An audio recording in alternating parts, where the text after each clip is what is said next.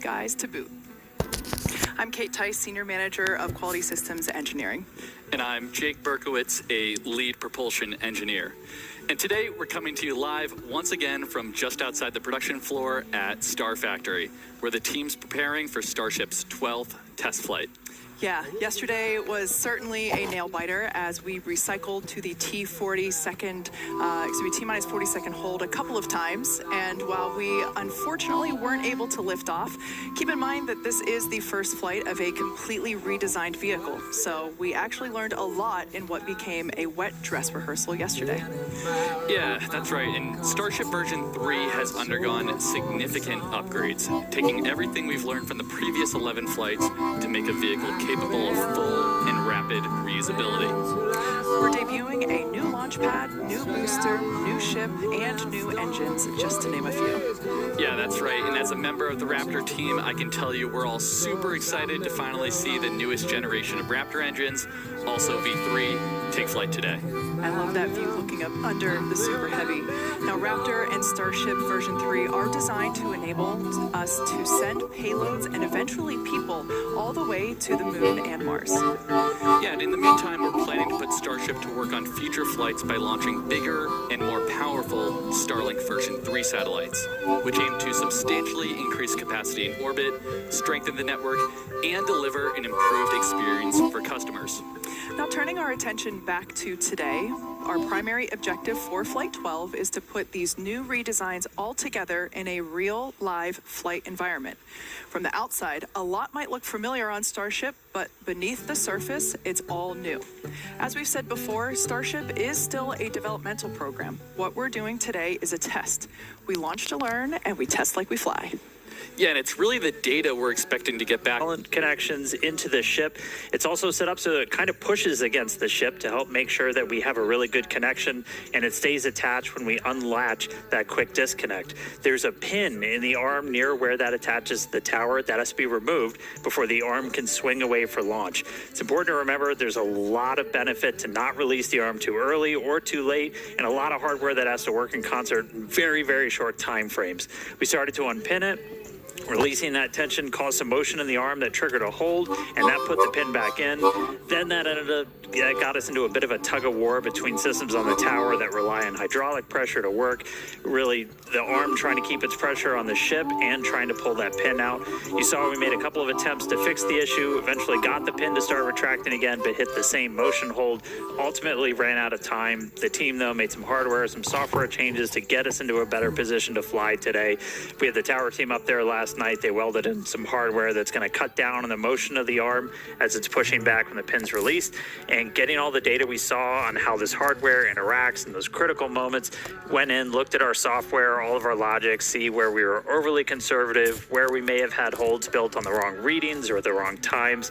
Overall, though, really fast work by the engineering teams put us in a position for flight today. Heroic work by our logistics teams to get all the propellants. Some minor differences in timing on things like when we start propellant load, when the water starts flowing on the diverter, when our engines start up, but all the hardware is new booster, new ship, new engines, new pad. Let's do another quick look at everything that's debuting today with Starship version 3. As Kate noted, some of the outside will look familiar, but we've made extensive upgrades across the entire system. Big picture, because Starship's still very, very big. It's just over 407 feet tall, fully stacked, a little bit taller than version 2, have more propellant in both stages. On the bottom half, our Super Heavy booster has some visible structural changes on the outside. On its top, we've got an integrated hot stage now, got rid of the one-time use ones, so we're doing that for reusability. The ship's Raptor engines are going to be igniting directly into the top of the booster. That's where you're looking right now. All of that force and heat offset by the bottom of the booster looks very different with those Raptor 3 engines. We deleted all of the bulky engine shrouds from previous generations, all of the prop, avionics hardware, everything for that super tightly integrated now, protected by much slimmer shielding. Up on the second stage, Starship version 3 designed to carry massive orbital payloads up to 100 metric tons to Earth orbit, the moon, and Mars. Biggest changes inside the vehicle itself. Propulsion system got a complete redesign. design, increased our propellant take volume, improved our steering on orbit. Use the fuel as In the ballast. payload bay, the PEZ dispenser is supercharged. That's going to increase the deploy speed for each of our satellites. We've got 22 payload deployables in there today. It's the heaviest we've ever carried on Starship. Eventually, we'll have up to 60 planned of those Starlink V3 satellites. But I can definitely Also on the say ship, we added this is exactly docking what we ports. envisioned. There's 2 right below the payload bay door, 2 near the bottom. That's going to enable us to have starships link up in orbit for propellant transfer. Also modified the connection point in the ship to facilitate that. So Exploring using Starlink to enable high bandwidth connectivity around the moon. With a constellation of satellites designed to connect to user terminals on the lunar surface, we could relay data back to our Starlink constellation in Earth orbit. So traditionally, deep space comms have relied on radio frequency transmission. But this new design would use lasers to relay data back to Earth, which can massively increase the bandwidth available to future lunar missions. We currently He ignites 33 of those brand new Raptor 3 engines. We power through ascent ahead of hot stage separation, where the booster shuts down all but 5 sustainer engines. Stage 2 then lights its Raptor engines while still attached to Super Heavy, where we see stage separation, debuting the integrated hot stage, directional booster flip, and engine relight for boost back using 33 engines. And after coasting for a few minutes, the booster today will target a landing burn and soft splashdown a few miles off from the coast to Starbase. Ship keeps it going with ascent burn to a suborbital trajectory. Then we'll deploy 20 Starlink simulator satellites and 2 Dodger Dogs, as we affectionately call them. We also plan to relight a single Raptor engine. Next will be re-entry a few minutes later. For the first time in a while, we're intentionally not messing with Starship's heat shield. At that point, we should have some amazing views of the ship's Technicolor re-entry through Earth's atmosphere. If all of that goes as planned, we'll finish the test with a landing flip, a landing burn, and a soft water splashdown in the Indian Ocean.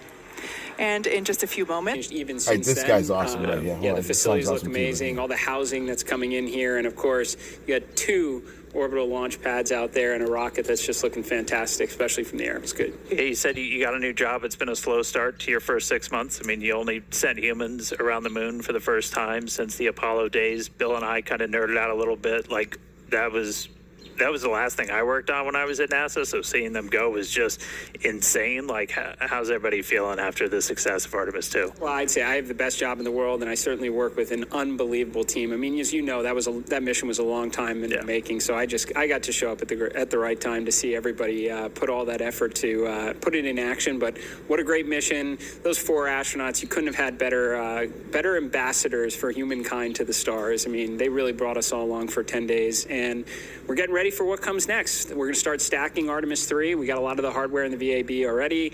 We're hoping to even get out to the pad before the end of the year, do another wet dress. So, All right. And we're looking forward to seeing this thing fly, because hopefully at some point in the not too distant future, we're gonna join up in Earth orbit. Yeah, what's Doing that? Well, it's for a lot of the shirts I see around here, which is Occupy Mars. I mean, what a great opportunity. Go to the moon, return to the moon, build a moon base on the South Pole, interact with the water ice, right? Maybe work on some of those skills we're going to need when we're 4 days away from home for what we might need someday when we're 9 months away from home. But we got other things coming up too. You got Nancy Grace Roman. That telescope's going to launch later this summer. There's a lot of great, exciting things going on at NASA right now. Yeah, man. All right. Well, SpaceX, we're custom built to try and make life multiplanetary. We're super honored, excited to be part of this entire Artemis program. Really excited to see Starship, sending people to the moon, all of the different pieces working together. It's going to be a really exciting future. Oh, absolutely. Well, thanks for having me here. It's great to see everybody. Again, I know a lot of hard work leads up to a moment like this, so we're all rooting for you, and we're looking forward to meeting up next year in Earth orbit. All right. Yeah, that's definitely right. And Flame Diverter on Pad 2 activates at around T-minus 17. 7, 6, 5, 4, 3, ignition.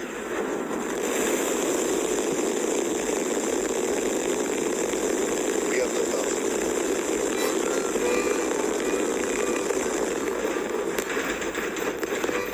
Pitching downrange.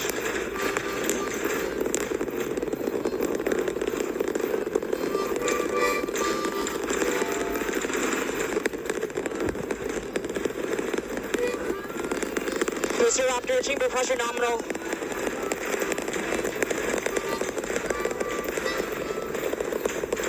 All right. We are T plus 30 seconds into flight, seeing 33 out of 33 Raptor 3 engines on booster V3, ascending over the Gulf now, coming up on maximum aerodynamic pressure.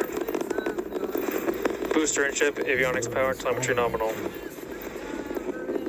Systems looking good. We're just passing through the period of maximum dynamic pressure.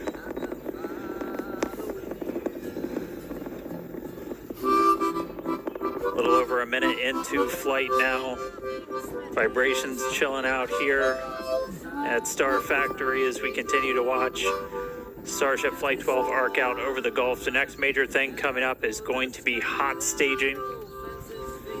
Booster prop systems nominal. Reminder, we do what's our version of MECO. Most engines cut off, so we're going to shut down all but 5 of the Raptor engines on the booster. And then after that happens, we're going to ignite the 6 engines on ship while it is still attached. We have clamps that hold the 2 together. Those are going to retract inside of that hot stage ring, kind of protect them. Looks like we had one of the engines go out, still flying on 32 of the Raptor engines. But again, once we get the hot staging, those 6 engines on the ship are going to ignite. We're going to do it in a little bit different of a sequence on version 3. Essentially, those 3 RVAC engines will ignite first. Almost immediately after, just one of those central engines is going to ignite, and that's going to give the booster a bit of a kick, sending it in a known direction, followed shortly after by the other 2.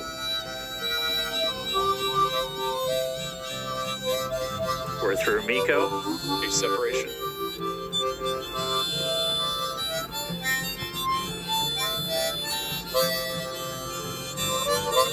There you go, successful hot staging separation.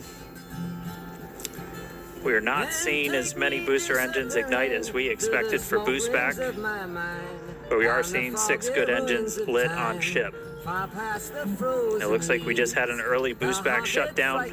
Again, a reminder, the booster was planned to essentially head into the Gulf for a splashdown, but it has shut its engines down early on into boost back.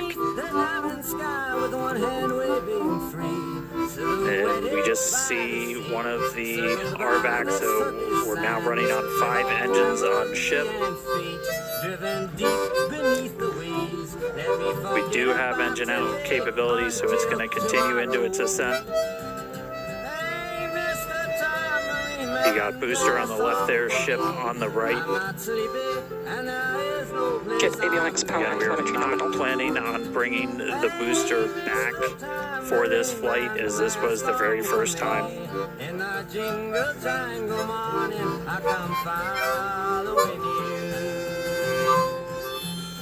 All right, so we're about 3 minutes, 50 seconds into today's flight. Just a reminder that the ship planned to burn its engines for about 8 minutes and change. About 8 minutes and 11 seconds was our plan. Standing by for callouts, making sure ship's on its planned trajectory. Again, we are planning a suborbital trajectory for the ship today.